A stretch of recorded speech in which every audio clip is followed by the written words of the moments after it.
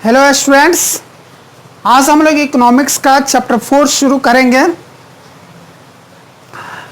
Chapter है food security in India. Bharat में खाद्य सुरक्षा।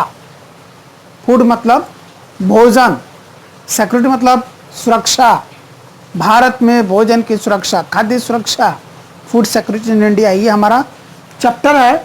तो पहला क्वेश्चन तो यही से रह जाता, व्हाट इज फूड सिक्योरिटी? खाद्य सुरक्षा क्या है? भोजन की सुरक्षा क्या है? Availability, accessibility and affordability of food to all people at all times. क्या है फूड सिक्योरिटी? अवेलेबिलिटी, यानी कि फूड जो है वो अवेलेबल रहना चाहिए, उपलब्ध रहना चाहिए सभी लोगों के लिए सभी समय।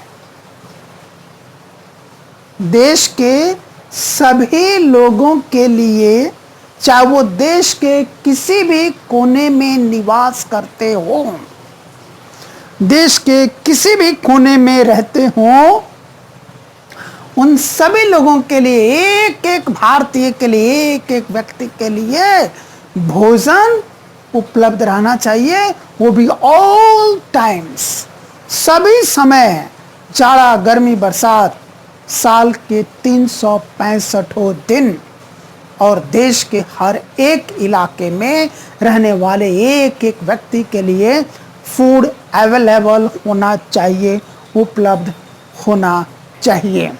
देन एक्सेसिबिलिटी, और वो फूड सिर्फ अवेलेबल ही नहीं हो बल्कि ईच एंड एवरी इंडियन के लिए वो एक्सेसिबल भी हो, यानी कि एक एक भारतीय के वो पहुंच के अंदर हो, एक एक भारतीय उसको अपने पहुंच के अंदर समझता हो और वहां तक अपनी पहुंच बना सकता हो फूड को लेने के लिए। देन अफोर्डेबिलिटी, देश के हर परिवार के पास क्षमता होनी चाहिए उस फूड को खरीद करके खाने के लिए, भोजन को खरीद करके खाने के लिए। अगर देश के हर एक इलाके में साल के 365 दिन देश के हर एक व्यक्ति के लिए भोजन उपलब्ध है, उसके लिए इजीली एक्सेसिबल है, यानी कि उसके पहुंच के अंदर आसानी से, और हर परिवार के पास फूड के लिए अफोर्डेबिलिटी है, यानी कि खरीद करके खाने की क्षमता है, तो हम कहेंगे कि फूड सिक्योरिटी है। अगर ऐसा नहीं है तो हम कहेंगे कि फूड सिक्योरिटी नहीं है। हो सकता है फूड अवेलेबल हो सकता है इजीली एक्सेसिबल भी हो, बट अफोर्डेबल नहीं हो, लोग उसको खरीदने में सक्षम नहीं हो, ये फूड सिक्योरिटी नहीं हो सकती। हो सकता है लोग अफोर्डेबल हो, फूड को खरीदने की क्षमता उनके पास, शक्ति उनके पास है, अफोर्डेबिलिटी है, उनकी एक्सेसिबिलिटी भी हो सकती है, लेकिन अवेलेबिलिटी ही नहीं है, फूड मौजूद ही नहीं है, उपलब्ध ही नहीं है, तो इसको हम फूड सिक्योरिटी नहीं कर सकते। हो सकता है अवेलेबिलिटी हो, अफोर्डेबिलिटी हो, लेकिन एक्सेसिबिलिटी नहीं हो, तब भी हम कहेंगे कि फूड सिक्योरिटी नहीं है। फूड सिक्योरिटी तभी होगी जब देश के हर एक इलाके में रहने वाले हर एक व्यक्ति के लिए साल के 365 दिन फूड अवेलेबल हो, एक्सेसिबल हो और अफोर्डेबल हो, तब हम कहेंगे कि देश में फूड सिक्योरिटी है। तो ये हुई बात व्हाट इज फूड सिक्योरिटी के। नेक्स्ट क्वेश्चन अराइजेस, अगला जो प्रश्न उठता है वो है why food security? Food security की जरूरत क्यों है? तो फूड सिक्योरिटी की जरूरत इसलिए to ensure food for every people for all times, हर व्यक्ति के लिए हर समय भोजन हो, इसी बात को एंश्योर करने के लिए फूड सिक्योरिटी की जरूरत है। अब जो हमने जवाब दिया व्हाई फूड सिक्योरिटी, कि to ensure food for every people for all times, यानी कि हर व्यक्ति के लिए हर समय भोजन हो, इसी को एंश्योर करना है। इस जवाब में ही ये छुपा हुआ है कि कहीं ना कहीं देश के हर व्यक्ति के लिए हर समय भोजन उपलब्ध नहीं हो पाता है। तभी तो हम फूड सिक्योरिटी की बात करते हैं। अब फिर यह प्रश्न उठता है कि आखिर सबके लिए फूड उपलब्ध क्यों नहीं हो पाता। पहला कारण यह है कि हमारे देश के किसी हिस्से में फूड क्रॉप्स का प्रोडक्शन बहुत बहुत बहुत अधिक होता है। इतना अधिक होता है कि वो फूड क्रॉप का जो प्रोडक्शन होता है उसकी खपत उस इलाके में नहीं हो सकती है। एट द सेम टाइम इस देश के कुछ ऐसे भी इलाके हैं जहां पर फूड प्रोडक्शन होता तो है but very very less than requirement, जरूरत से बहुत बहुत कम उत्पादन होता है। और कुछ इलाके ऐसे हैं जहां पर फूड प्रोडक्शन बिल्कुल भी नहीं होता। जाहिर सी बात है, जहां पर एक्सेस फूड प्रोडक्शन होता है वहां पर फूड मटेरियल वेस्ट होगा, सड़ेगा, गलेगा, बर्बाद होगा। प्रोड्यूसर्स को इसका एक दुख पहुंचेगा, एक झटका लगेगा। जहां प्रोडक्शन है बट लेस देन रिक्वायरमेंट है वहां पर भूखमरी आएगी, लोग भूखे मरेंगे। या तो उनको भरपेट भोजन नहीं मिलेगा या हो सकता है बिल्कुल भी भोजन ना मिले, या हो सकता है कम से कम 2 वक्त भी भोजन नसीब ना हो, एक वक्त नसीब हो दूसरा वक्त ना नसीब हो। ऐसी कोई भी प्रॉब्लम हो सकती है। ऐसा भी हो सकता है कि भोजन ठीक है दोनों वक्त मिल रहा है, भरपेट भोजन मिल रहा है, लेकिन उसमें सारे के सारे पोषक तत्व नहीं है, यानी कि बैलेंस डाइट, संतुलित आहार जिसको कहते हैं, वो उनको नसीब नहीं हो रहा है। और जहां पर बिल्कुल भी फूड प्रोडक्शन नहीं है वहां तो बिल्कुल ही लोग भूखे मर जाएंगे। जिस तरह से जिंदा रहने के लिए सांस लेना जरूरी है, बिना सांस लिए जिंदा नहीं रह सकते, बिना पानी पिए जिंदा नहीं रह सकते, कहते जल ही जीवन है। तो ठीक उसी तरह जीने के लिए, जिंदा रहने के लिए भोजन भी जरूरी है। अब एक तो ये कारण हो गया कि सभी जगह एक जैसा प्रोडक्शन नहीं है। दूसरा कारण ये है कि देश में कई बार ऐसे सिचुएशन राइज हो जाते हैं जब फूड प्रोडक्शन बिल्कुल भी नहीं होता या फूड प्रोडक्शन कंप्लीटली डिस्ट्रॉय हो जाता है। ऐसा तब होता है जब देश में कोई नेचुरल कैलामिटी आ जाती है या फिर कोई मैन मेड डिजास्टर हो जाता है। मैन मेड डिजास्टर जैसे कि वार हो गया या फिर कोई दंगा छिड़ गया, हिंसात्मक दंगा हो गया, कहीं पे लंबे समय तक चलता रहा, गृह युद्ध हो गया। ऐसे सिचुएशन में भी क्या कहते हैं, फूड सिक्योरिटी डिस्टर्ब हो जाती है, फूड प्रोडक्शन कम होता है, फूड प्रोडक्शन में लॉसेस आते हैं। नेचुरल कैलामिटी की बात करें तो कभी फ्लड हो जाता है, बाढ़ आ जाती है, दहाड़ हो जाता है, कभी ड्रॉट हो जाता है, सूखा पड़ जाता है, यानी कि सुखाड़, कभी दहाड़ कभी सुखाड़ हो जाता है उसकी वजह से। तो कभी सुनामी है, कभी अर्थक्वेक है, कभी कभी कहीं किसी देश में वॉल्केनिक इरप्शंस, ज्वालामुखी भी फटते हैं, कभी हेल स्टॉर्म हो जाता है, कभी थंडर स्टॉर्म हो जाता है, कभी हेवी रेनफॉल हो जाता है, कभी स्नोफॉल हो जाता है, कभी साइक्लोन आ जाता है, और भी कई तरह के ऐसे कैलामिटीज आती हैं जो फूड प्रोडक्शन को या तो लेस कर देती हैं या फिर कंप्लीटली डिस्ट्रॉय कर देती हैं। कई बार क्या होता है कि कुछ टिड्डे आ जाते हैं, कुछ तरह के कीड़े हो जाते हैं जो क्रॉप्स को टोटली बर्बाद कर देते हैं, तब भी क्रॉप फेल्यूर हो जाता है और फूड सिक्योरिटी के लिए खतरा पैदा हो जाता है। कई बार क्या होता है, कुछ लावारिस जो जानवर होते हैं, स्टे एनिमल्स होते हैं, वो फसलों को बर्बाद कर देते हैं। और कई बार क्या हो जाता है, कोई महामारी आ जाती है और जिस महामारी की वजह से, एपिडेमिक की वजह से, पैंडेमिक की वजह से, जैसे कि अभी कोरोना वायरस का पैंडेमिक है, कोविड-19 का पैंडेमिक है, ऐसे सिचुएशन में भी क्रॉप फेल्यूर होने के चांसेस होते हैं, क्योंकि ऐसे सिचुएशन में भी खेतों में सही ढंग से क्रॉप प्रोडक्शन से रिलेटेड जितने भी एग्रीकल्चर प्रोसेसेस हैं, उन सभी एग्रीकल्चर प्रोसेसेस को राइट टाइम पर राइट वे में परफॉर्म नहीं किया जाता है। नतीजा क्रॉप फेल्यूर होता है या फिर लेस प्रोडक्शन होता है, और उसकी वजह से भी फूड सिक्योरिटी को खतरा पैदा होता है। इन सब के अलावा फूड सिक्योरिटी की समस्या इसलिए भी पैदा होती है कि देश का एक बहुत बड़ा जो हिस्सा है, बहुत बड़ा तबका है, वो गरीबों का है। वो इतने गरीब हैं कि उनके पास अफोर्डेबिलिटी नहीं है, यानी कि फूड अवेलेबल होने के बावजूद भी, एसेसेबल होने के बावजूद भी उनके लिए अफोर्डेबल नहीं है, वो खरीद नहीं पाते हैं और खा नहीं पाते हैं, जिसकी वजह से या तो उनमें माल न्यूट्रिशन होता है, पोषक तत्वों की कमी की वजह से कई तरह की उनको बीमारियां होती हैं, या फिर उनके अंदर पीएम प्रोटीन एनर्जी माल न्यूट्रिशन हो जाता है, यानी कि कुपोषण हो जाता है, वीकनेस आ जाती है, कमजोरी आ जाती है भरपेट भोजन नहीं मिलने की वजह से, या कई बार पूरा भोजन नहीं मिलने की वजह से, लंबे समय तक बिल्कुल भी भोजन नहीं मिलने की वजह से स्टार्वेशन हो जाता है, भूखमरी हो जाती है। और जब किसी एरिया में, बड़े एरिया में, बड़े क्षेत्र को प्रभावित करते हुए बड़ी संख्या में लोग स्टार्वेशन के शिकार होते, भूखे मरते हैं, तो ऐसे ही सिचुएशन को कहा जाता है अकाल। ऐसा अकाल 1943 में, 1943 में जब हमारा देश अंग्रेजों का गुलाम था, यहाँ पर ब्रिटेन का शासन तो उस वक्त बंगाल में हुआ था, और बंगाल प्रोविंस में करीब 30 लाख लोग उस अकाल में, अकाल मृत्यु में चले गए थे। तो वो इतना बड़ा फेमाइन था।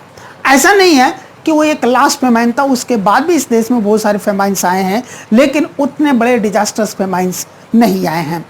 आज के तारीख में भी देश के बहुत सारे हिस्सों में ऐसे ही सिचुएशन बने हुए हैं। ऐसे कुछ सिचुएशन उड़ीसा में है, राजस्थान में है, झारखंड में है, बिहार में है, जहां पर अभी भी स्टार्वेशन है, लोग भूखे मर रहे हैं। सन 2020 में भी, और इस वक्त भी, जिस वक्त मैं आपको पढ़ा रहा हूं या आप इस टीचिंग वीडियो के माध्यम से पढ़ रहे हैं, उस वक्त भी यहां पर स्टार्वेशन हो रहा है। तो पॉवर्टी की वजह से, गरीबी की वजह से अफोर्डेबिलिटी खत्म हो जाती है और फूड सिक्योरिटी को खतरा पैदा हो जाता है।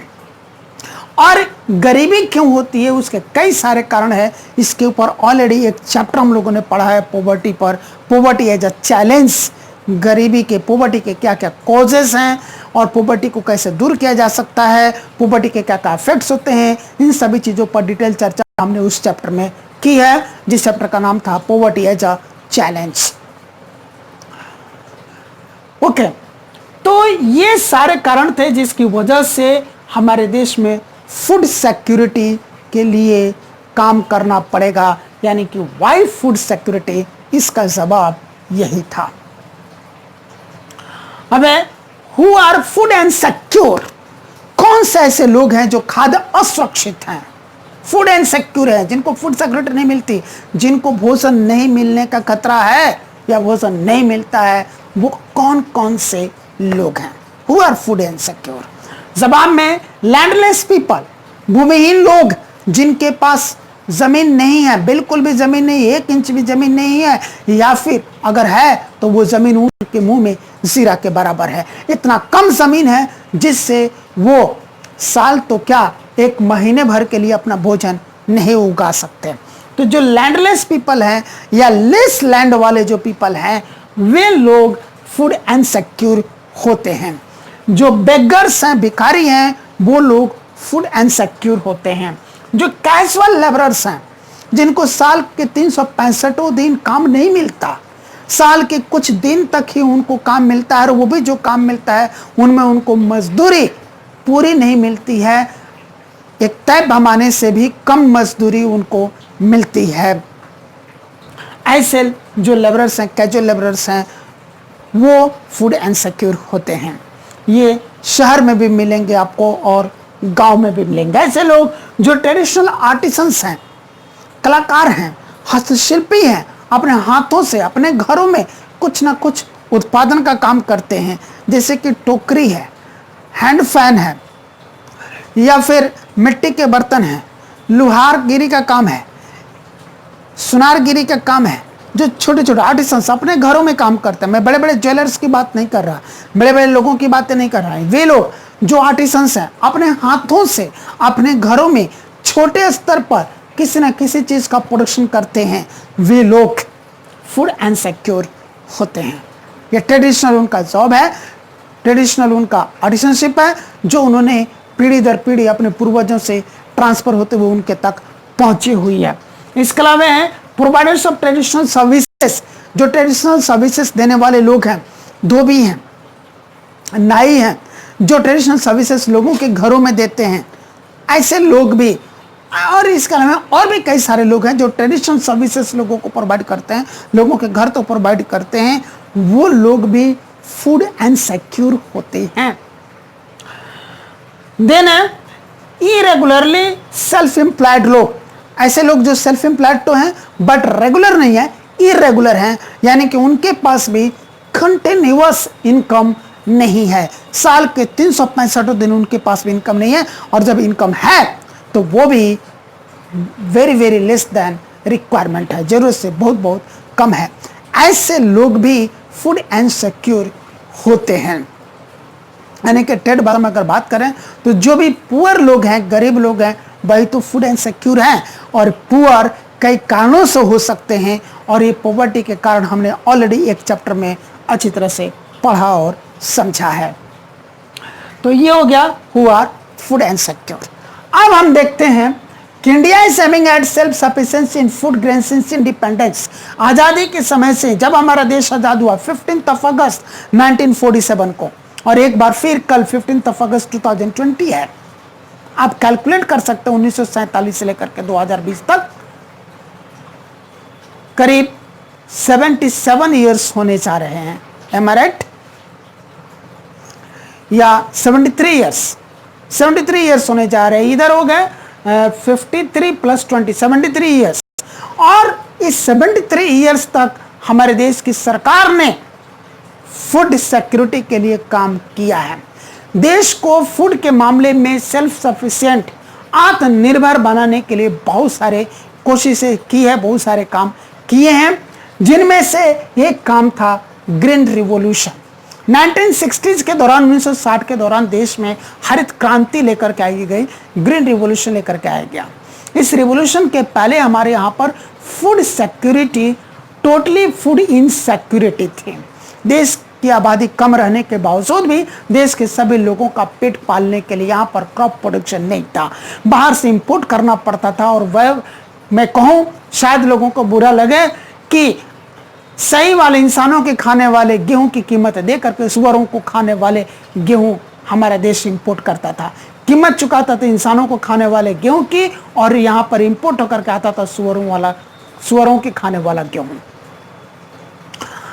ऐसा घटिया क्वालिटी का गेहूं बढ़िया क्वालिटी के दाम पर हमारे यहाँ पर इंपोर्ट होता था, और हमारे यहाँ के लोग उसको खा करके जीने के लिए विवश थे। फिर भी कई लोग भूखमरी के शिकार हो जाते थे। लेकिन 1960s में, 1960 के दशक में जब हमारे देश ने हरित क्रांति को लागू किया, ग्रीन रिवॉल्यूशन को लागू किया, तो क्रॉप प्रोडक्शन बड़ी तेजी से बढ़ा, और धीरे धीरे करके हमारा देश फूड के मामले में, खाद्यान्न के मामले में आत्मनिर्भरता की ओर दौड़ लगाने लगा। बट पूर्णतः जितना चाहिए था ग्रीन रिवॉल्यूशन सक्सेसफुल होना, उतना नहीं हो पाया। ग्रीन रिवॉल्यूशन सक्सेस हुआ इंडिया के सभी स्टेट्स में नहीं, सिर्फ और सिर्फ 2 स्टेट्स में, पंजाब और हरियाणा में। बाकी सभी स्टेट्स में ग्रीन रिवॉल्यूशन सक्सेसफुल नहीं रहा। सभी के सभी क्रॉप्स में भी ग्रीन रिवॉल्यूशन सक्सेसफुल नहीं रहा। सिर्फ 2 क्रॉप्स में यह सक्सेसफुल रहा, व्हीट एंड पैडी। सबसे ज्यादा सक्सेस इसको मिली, और सबसे पहले सक्सेस मिली व्हीट के प्रोडक्शन में, और फिर उसके बाद ट्रांसफॉर्म हुआ राइस के प्रोडक्शन में। तो व्हीट एंड राइस, यानी कि व्हीट एंड पैडी के प्रोडक्शन में ग्रीन रिवॉल्यूशन का मेजर हमको इम्पैक्ट देखने के लिए मिला, पॉजिटिव इम्पैक्ट देखने के लिए मिला। वो भी देश के बेसिकली 2 स्टेट्स में, पंजाब एंड हरियाणा। फिर भी इतने से ही हमारा देश फूड सिक्योरिटी की ओर दौड़ लगाने लगा।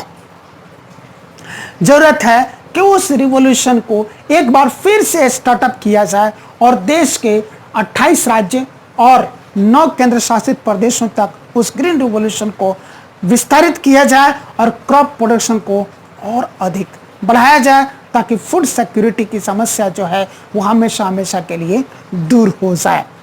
और सिर्फ 2 क्रॉप्स में नहीं, हर तरह के क्रॉप्स में, चाहे वो ग्रेन्स हो, वेजिटेबल्स हो, स्पाइसेस हो, पल्सेस हो, फ्रूट्स हो, हर तरह के क्रॉप्स में, फूड क्रॉप्स में उसका पॉजिटिव इम्पैक्ट लेकर के आया जाए और देश का हर स्टेट और यूनियन टेरिटरी में।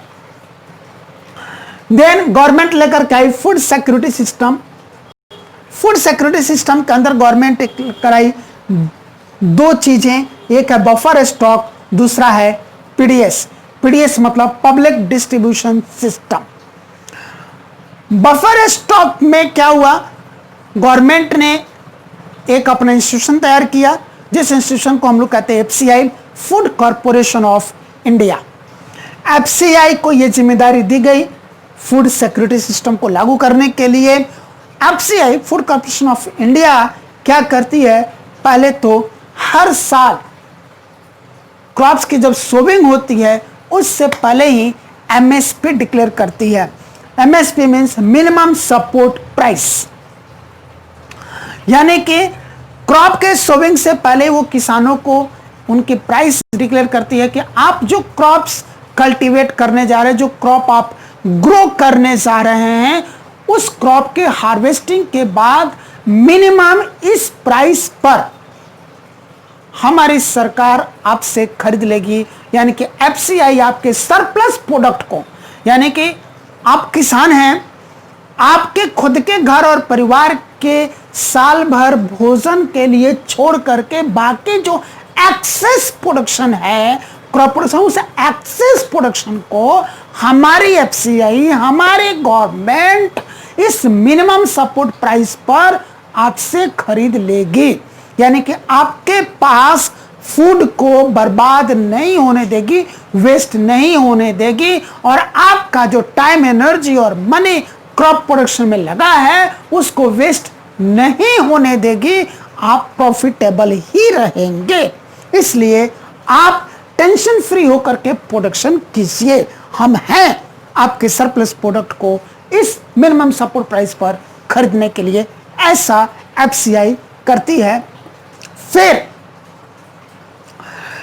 एफसीआई क्या करती है, इसी एमएसपी पर खरीदे हुए प्रोडक्ट को आम लोगों को इशू प्राइस पर सेल करती है। इशू प्राइस वो प्राइस होता है जो कि मार्केट प्राइस से बहुत बहुत लेस होता है। यानी कि अब लोगों को वही फूड जो प्रोड्यूसर से एमएसपी पर एफसीआई खरीदी है वो आम लोगों को सेल करेगी इशू प्राइस पर, जो एक ऐसा प्राइस होता है कि मार्केट प्राइस से बहुत बहुत कम होता है। और इस तरीके से एफसीआई एमएसपी डिक्लेयर करती है। एमएसपी डिक्लेयर कर देती है, लोग उससे प्रभावित होते हैं, क्रॉप का प्रोडक्शन करते हैं। क्रॉप प्रोडक्शन के बाद जो लोगों के पास सरप्लस प्रोडक्शन आता है, उस सरप्लस प्रोडक्शन को वे लोग एफसीआई को सेल कर देते हैं, बेच देते हैं। एफसीआई एमएसपी पर उसको खरीद लेती है और अपने ग्रेनरीज में, अपने गोदामों में उसको स्टोर कर लेती है। और स्टोर करने के बाद फिर वो लोगों को बेचने की तैयारी करती है इशू प्राइस पर। अब आम लोगों को इशू प्राइस पर बेचने के लिए एक दूसरा जो सिस्टम है इसी फूड सिक्योरिटी सिस्टम के अंदर, वो है पीडीएस, पब्लिक डिस्ट्रीब्यूशन सिस्टम। इस पब्लिक डिस्ट्रीब्यूशन सिस्टम के अंदर देश के लगभग हर गांव में, अभी भी कुछ गांव हो सकते हैं जहां पर ये नहीं पहुंचा हो, इसलिए मैं बोल रहा हूं लगभग हर गांव में गवर्नमेंट रेगुलेटेड राशन शॉप्स खोले गए हैं। यानी कि सरकार के द्वारा रेगुलेट किए जाने वाले, संचालित किए जाने वाले राशन दुकानें खोली गई हैं, जिनको कि फेयर प्राइस शॉप्स भी कहा जाता है। ठेठ भाषा में कई जगह इलाकों पर इसको डीलरशिप कहा जाता है। और जो लोग इसके ठेकेदारी लेते हैं सरकार से कि हम फेयर प्राइस शॉप चलाएंगे या गवर्नमेंट रेगुलेटेड राशन शॉप चलाएंगे, उनको डीलर बोला जाता है। हमारे इलाके में तो डीलर ही बोला जाता है। तो ये फेयर प्राइस शॉप्स सरकार खोल लेती है। अब फिर इसी फेयर प्राइस शॉप में उस फूड क्रॉप को सरकार बेचती है, जहां पर इस फेयर प्राइस शॉप कीपर्स के द्वारा आम पब्लिक को इशू प्राइस पर, यानी कि मार्केट प्राइस से कम प्राइस जो गवर्नमेंट डिक्लेयर करी हुई है उस प्राइस पर आम पब्लिक को राशन बेचा जाता है। यानी कि फूड सिक्योरिटी को फूड सिक्योरिटी को मेंटेन करने के लिए, जैसे व्हीट है, शुगर है या फिर राइस है और भी कई तरह के प्रोडक्ट्स आते हैं, वो लोगों को सेल किए जाते हैं इशू प्राइस पर। अब वहां पर खुलम खुला सेल भी नहीं होता है, सेल करने का भी एक सिस्टम बनाया गया है। गवर्नमेंट लोगों को राशन कार्ड बना करके दी है, जिन परिवारों के पास नहीं है उसका भी प्रोसेसिंग होता है, उस प्रोसेस को फॉलो करते हुए राशन कार्ड बनाए जाते हैं और राशन कार्ड की मदद से हर परिवार के लिए राशन कार्ड होता है। उस राशन कार्ड में जितने लोगों के नाम जिक्र हैं उसके अनुसार, यानी कि नंबर ऑफ पर्सन्स के अनुसार उनको डिसाइड होता है कि हर महीने उनको कितना किलो गेहूं, कितना किलो चावल, कितना किलो दाल या कितना किलो चीनी या वगैरह वगैरह। कई जगह और क्या कहते हैं उसको, केरोसिन ऑयल भी मिलता था पहले, अब भी शायद मिलता होगा, लेकिन प्रैक्टिकली मैंने मिलते हुए नहीं देखा है हाल फिलहाल में। अब इसके पीछे क्या कॉज है, या तो सप्लाई बंद हो गई है या फिर वहां पर कोई कालाबारी हो रही है, चोरी बाजारी हो रही है, ये अभी कहना मुश्किल है, पर ऐसी चीजें होती है। जब आपके पास कोई राशन कार्ड हो आप खोल कर देखेंगे तो गवर्नमेंट की तरफ से कौन कौन से आइटम आते हैं, कौन कौन सी चीजें आती है इस फेयर प्राइस शॉप में, उनकी एक लिस्टिंग होती है, उनका उसमें नाम होता है। तो राशन कार्ड जो बनाया जाता है वो राशन कार्ड 3 तरह के गवर्नमेंट बना करके देती है। एक राशन कार्ड होता है अंत्योदय कार्ड, जो कि for the poorest of the poor के लिए होता है, जो कि गरीबों में भी गरीब है, महागरीब लोग हैं, बहुत ज्यादा गरीब लोग हैं, उनके लिए अंत्योदय कार्ड बनाया जाता है। देन दूसरा है BPL card. BPL means below poverty level, BPL below poverty level, गरीबी रेखा के नीचे जो लोग हैं, बिलो पॉवर्टी लाइन भी कहते हैं इसको, बीपीएल बिलो पॉवर्टी लाइन या बिलो पॉवर्टी लेवल, गरीबी रेखा जो भी है उसके नीचे, गरीबी रेखा के नीचे रहने वाले लोगों के लिए कार्ड बनाया जाता है, बीपीएल कार्ड्स। और तीसरे तरह का जो कार्ड है वो एपीएल, अबव पॉवर्टी लाइन या अबव पॉवर्टी लेवल, गरीबी रेखा के ऊपर रहने वाले लोगों के लिए ये कार्ड होता है। और इन तीनों तरह के कार्ड्स का कलर भी अलग होता है, कलर से पहचाना जा सकता है कि यह एपीएल कार्ड है या बीपीएल कार्ड है या फिर अंत्योदय कार्ड है। अब इन कार्ड्स में जितने लोगों के नाम है उसके हिसाब से जितनी यूनिट्स बनती है, उतनी यूनिट्स हर महीने हर फूड आइटम की यहां से फेयर प्राइस शॉप से लोगों को मिलती है, कानूनन मिलती है। अब हम बात करते हैं क्या जिस तरह से गवर्नमेंट ने ये सिस्टम बनाया उस तरह से ये वर्क करता है, तो जवाब है नहीं नहीं नहीं वर्क करता है। गवर्नमेंट यहां पर पेपर टाइगर जरूर है, उसने पूरा सिस्टम बनाया, पूरी ईमानदारी से सिस्टम तैयार किया, बहुत बहुत अच्छा सिस्टम तैयार किया फूड सिक्योरिटी के लिए, बट ग्राउंड टाइगर गवर्नमेंट नहीं बन पाई। ग्राउंड लेवल पर वैसा ही वर्क नहीं होता है जैसा कि सिस्टम को डिजाइन किया गया है। कहीं ना कहीं इसमें चोरी, कालाबाजारी और बेईमानी है। कुछ उदाहरण ऐसे हैं। पहले अगर हम बात करें एफसीआई की, तो एफसीआई अपने वर्क पे पूरी तरह से सिंसियरिटी के साथ काम नहीं करती है। अक्सर ऐसी खबरें आती हैं कि एफसीआई के गोदामों में अनाज सड़ रहे हैं, एफसीआई के गोदामों में अनाज सड़ रहे हैं, एफसीआई के गोदामों में अनाज चूहे खाकर बर्बाद कर रहे हैं, एफसीआई के गोदाम सही नहीं है, बारिश का पानी अंदर जा रहा है और अनाज बारिश के पानी से भीग करके सड़ रहे हैं, खराब हो रहे हैं, अनाज में कीड़े लग रहे हैं। गोदामों के बाहर फेंके हुए अनाज जिसका कोई माई बाप नहीं है, कौन चुरा के ले जा रहा है, ये एसटी एनिमल्स खा रहे हैं या वो सड़ रहे हैं कि गल रहे हैं कि बर्बाद हो रहे हैं कि क्या हो रहा है, उसका कोई माई बाप नहीं है, कोई खोजने वाला नहीं है। ऐसे भी खबरें आती हैं, फोटोग्राफ्स आते हैं, वीडियोस आते हैं, मीडिया में दिखाया जाता है कि रेलवे स्टेशन पर, रेलवे प्लेटफॉर्म्स पे एफसीआई के ये जो अनाज हैं वो यूं फेंके हुए सड़ रहे हैं, उसका कोई माई बाप नहीं है, चूहे खा रहे हैं, बारिश में भीग भीग करके सड़ रहे हैं, खराब हो रहे हैं, उनके अंदर तरह तरह के इंसेक्ट्स और पेस्ट लग रहे हैं, या फिर कुछ लोग उसको यूं ही चुरा करके ले जा रहे हैं, उसके लिए कोई माई बाप नहीं है, किसी की कोई जवाबदेही नहीं है। यानी कि यहाँ पर ये तो एफसीआई की कमी देखने के लिए मिलती है। एफसीआई को अपने इस पार्ट पर सिंसियर और ऑनेस्ट होना पड़ेगा, सिंसियरली और ऑनेस्टली वर्क करना पड़ेगा। अब उसके नीचे उतर करके आते हैं डीलर्स के पास, यानी कि फेयर प्राइस शॉपकीपर्स के पास। ये क्या करते हैं, ऐसी खबरें इनके बारे में भी आती है कि जो बढ़िया क्वालिटी का अनाज आता है, उस बढ़िया क्वालिटी के अनाज को ये बाहरी ब्लैक मार्केटिंग कर देते हैं। यानी कि बड़े बड़े व्यापारियों को, बड़े बड़े दुकानदारों को ये बाहर ऊपर से सेल कर देते हैं, और जो घटिया क्वालिटी का माल होता है वो अपने फेयर प्राइस शॉप में लेकर के आते हैं और वही पब्लिक को डिस्ट्रीब्यूट करते हैं।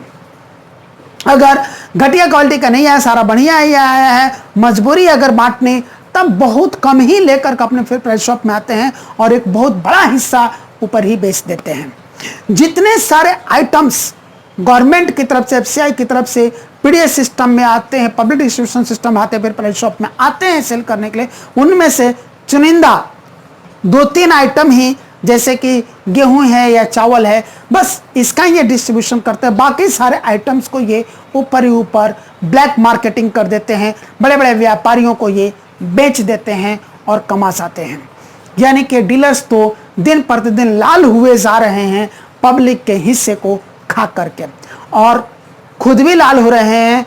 और जाहिर सी बात है कि इसमें कई सारे लोगों की मिली भगत होती है, और वो सब के सब, यानी कि निचले पद से लेकर के ऊपरी पद तक बैठे हुए जितने भी लोग हैं, चाहे वो जनप्रतिनिधि हों, टैक्स वाले, या फिर ये डीलर हों, या फिर और भी बहुत सारे लोग इसके साथ जुड़े होते हैं, बहुत सारे कर्मचारी या ऑफिसर्स हैं जो इस सिस्टम से जुड़े हुए हैं, वो सब के सब लाल हो रहे हैं। और पब्लिक इस सिस्टम के होने के बावजूद भी फूड इनसिक्योर है, फूड सिक्योर नहीं है। और बड़े मजे की बात यह है कि जितना कुछ अभी मैं आपको क्लासरूम में पढ़ा रहा हूं, इतना कुछ तो एक अनपढ़ गंवा ठेंगा छाप आदमी भी जानता है। बहुत सारे लोग सोसाइटी के जानते हैं, अपनी आंखों के सामने इन सभी चीज़ों को, गलत कारनामों को होते हुए देखते हैं, फिर भी इसके खिलाफ आवाज़ उठाने वाले लोग भी नहीं हैं कि आवाज़ उठाएं और इस परेशानी को दूर करें, फूड सिक्योरिटी को लेकर के आए। कई तो ऐसे हैं कि उनके हिस्से का राशन कोई और लेके चला जाता है। अब जाहिर से बात है, जब ब्लैक मार्केटिंग हो रही है राशन की, तो डीलर्स के पास, यानी कि फिर प्राइस शॉपकीपर्स के पास बहुत कम मात्रा में अनाज आ रहा है, पर उनको सबको बांटना है। तो करते क्या है कि जितना उनको क्वांटिटी देनी है उसकी तुलना में बहुत बहुत कम क्वांटिटी, कुछ ना कुछ बहाना बना करके देते हैं।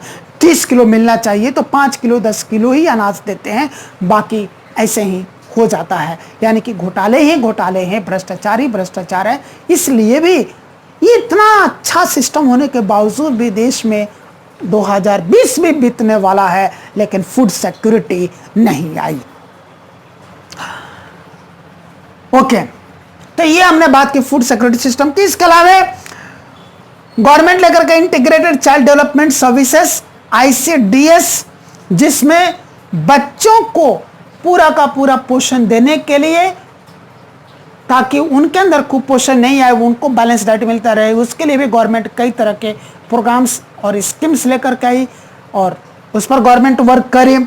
Food for work, FFW, food for work program भी गवर्नमेंट लेकर के आई कि लोग काम करेंगे तो बदले में उनको अनाज मिलेगा, काम के बदले अनाज मिलेगा, ताकि ले जाकर के घर बना करके खाएंगे, भूखमरी नहीं आएगी, स्टार्वेशन नहीं आएगा। ऐसे भी प्रोग्राम इस देश में चलाए गए हैं गवर्नमेंट के द्वारा।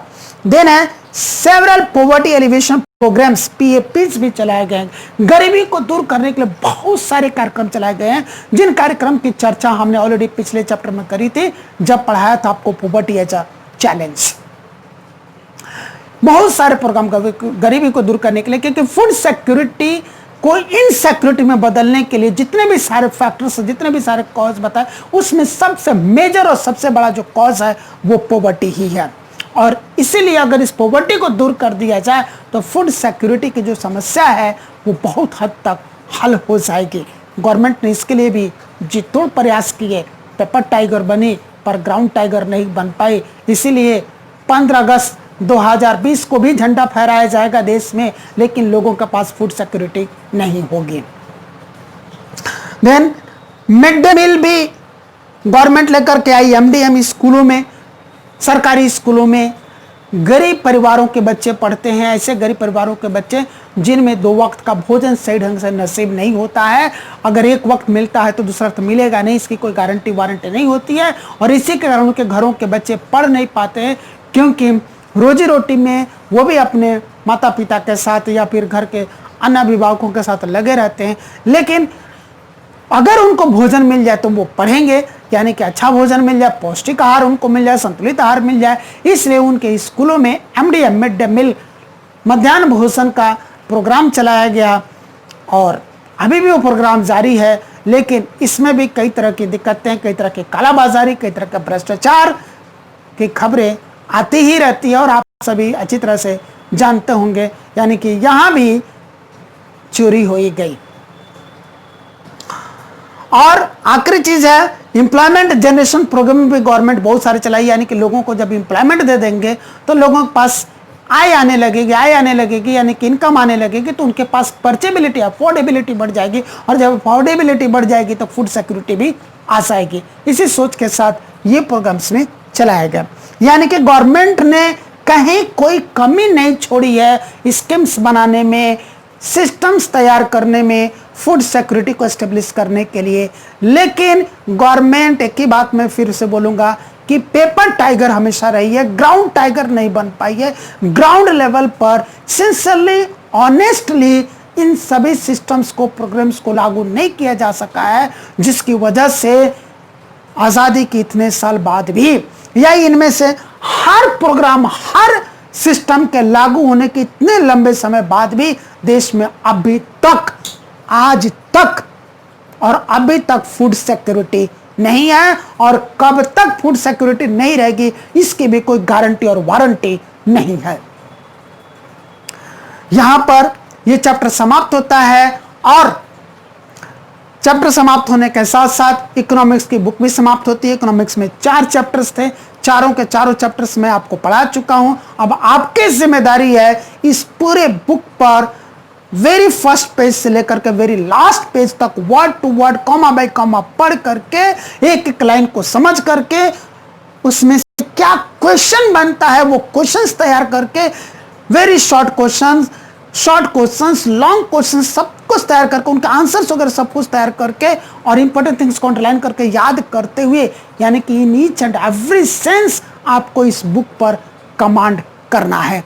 सिर्फ इसलिए नहीं कि आप एग्जाम पास कर सके, बल्कि इसलिए भी कि इनसे रिलेटेड आपके पास नॉलेज और एक्सपीरियंस हो, आपके अंदर स्किल डेवलपमेंट हो। और जितनी सारी समस्याओं की चर्चा हमने इस क्लास में करी है, इस सब्जेक्ट में करी है, इकोनॉमिक्स के सब्जेक्ट में, चाहे वो पॉवर्टी हो, चाहे वो फूड सिक्योरिटी हो, चाहे वो अनएम्प्लॉयमेंट हो या अन्य कोई प्रॉब्लम हो, उन सब को दूर करने की जिम्मेदारी भी आपकी होगी। आने वाले देश का बोझ आपके कंधों पर है। आने वाला जो समय है उस समय में इस देश की बागडोर आपके हाथों में होनी चाहिए। आपको अपने आप को इस तरह से तैयार करना है कि इसकी बागडोर आपके हाथों में जाए। आप सिविल सर्वेंट्स बने, आप गवर्नमेंट में पहुंचे, निचले पद से लेकर ऊपरी पद तक, जहां तक आपकी पहुंच बनती है वहां तक पहुंचे। लेकिन जरूर पहुंचे, गवर्निंग सिस्टम में जाएं और सारे सिस्टम्स के अंदर जो खामियां हैं, जो लूप होल्स हैं, उनको दूर करें और हर सिस्टम को, हर प्रोग्राम को पेपर टाइगर से ग्राउंड टाइगर बनाएं और देश की समस्या को दूर करते हुए एक नए भारत का निर्माण करें। तो wish you all the best for rebuilding your nation India. Thank you.